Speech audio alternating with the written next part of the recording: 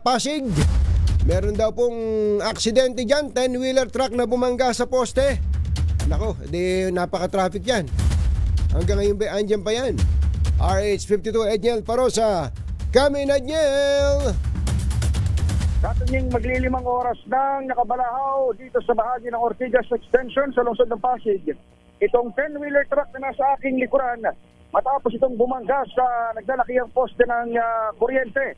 Ito sa tapat lamang ng arko ng isang village, itong Doña Juliana Village, ngayong Huwebes ng umaga.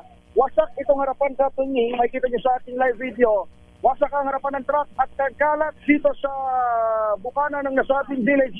Itong mga semento, durog na bahagi ng poste. Matapos na na-aksidente kaninang pasado alas 3 ng umaga.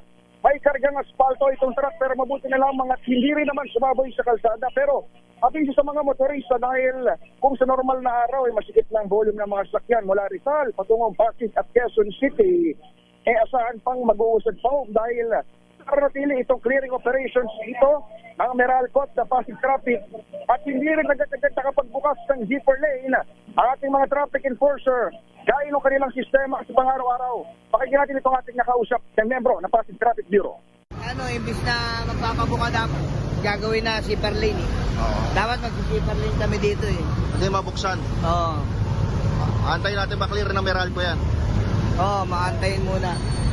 Bali, nabunot na naman yung papataw na lang natin yung involved na truck. Nawalan ng preno ang dahilan ng driver. Nawalan ng preno itong truck patungo sana sa Rizal via eastbound lane. Kaya sa pag-asang nakahanap ng medyo ligtas na mababanggaan na lugar, binangga dito ng truck yung kanyang unang driver, yung kanyang minamaneho patawid sa westbound direction. At dito na nga sumalpok sa malapit sa mga gasolinahan. Isinugo ditong suspect sa ospital o yung driver sa ospital makarang magtamo ng sugat sa kamay at uminda ng pananakit ng kanyang likuran. Sitwasyon dito sa lungsod ng Pasig.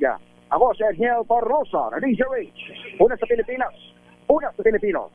Maraming salamat sa iyo, Edniel Parosa.